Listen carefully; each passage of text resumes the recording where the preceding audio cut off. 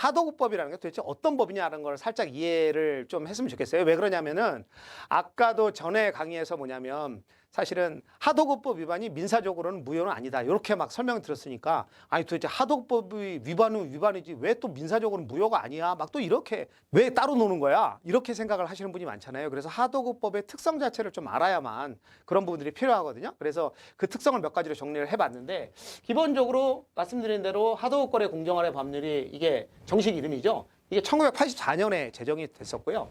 여기 보시면 먼저 요거 세 번째 거는 먼저 보실게요. 요게 공정거래법의 특별법입니다. 아까 뭐 가맹 뭐 어쩌고 이렇게 여러 가지 있었잖아요. 그런데 이제 거기서 원래 1984년 제정되기 전에도 이런 하도급법 위반 행위를 독립된 법률 이전에도 그거를 규율하지 못하는 것이 아니라 공정거래법의 하나로서 규율을 했었습니다. 예를 들면 그 하도급법 제정 1984년 이전에도 공정거래법 23조에 거래상 지위를 부당하게 이용해서 상대방과 거래하는 행위를 한 유형으로 그 규제를 했었거든요.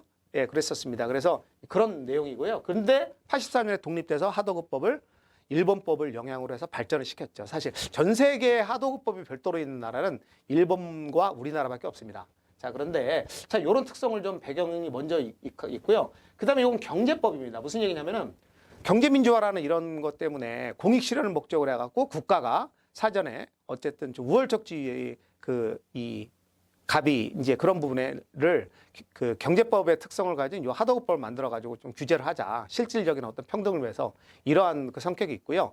그렇기 때문에 평등한 계약 관계를 전제로 하는 민사법, 뭐 민법 같은 계약법 이런 것들은 갑과 을의 개념이 아니라 그냥 A, B거든요. 그러니까 평등한 계약 관계를 전제했기 때문에 누가 일방이 누구한테 유리하게 하지 않는데 하도급법에서는 예를 들면 하도급 대금을 안 짚었다? 그러면 민사는 연 5%가 이자만 하면 되는데 하도급법에서는 그걸 안 준다? 그럼 15.5%를 지급해야 되는 거예요. 왕창 지급하는 거죠.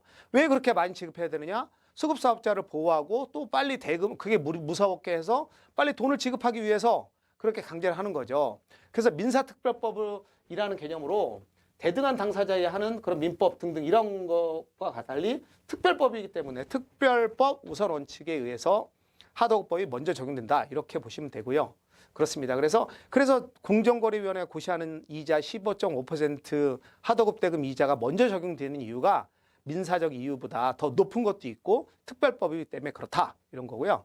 그리고 마지막으로 건설산업기본법의 이 건산법의 특별법적 성격을 갖고 있기 때문에 기본적으로 그렇거든요. 이거는 하도급법 4조에 그 명시가 되어 있습니다. 34조에. 그래서 하도급법 34조에 이 상생법 있죠.